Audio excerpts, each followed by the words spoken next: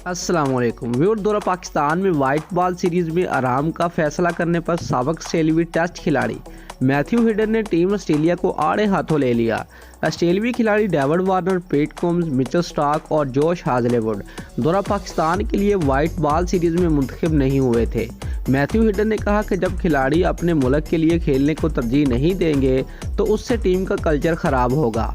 किसी भी खिलाड़ी के लिए सबसे बड़ी बात अपने मुल्क की नुमाइंदगी करना होती है।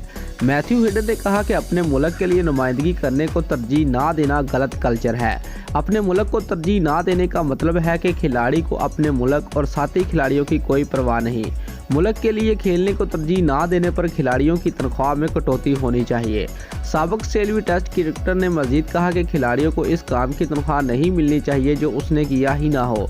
वाज़ेह है कि गुज़िश्ता साल IPL की वजह से 7 ऑस्ट्रेलियाई खिलाड़ियों ने दौरा बांग्लादेश और वेस्ट इंडीज़ के खिलाफ सीरीज से दस्तबरदारी इख्तियार कर ली थी।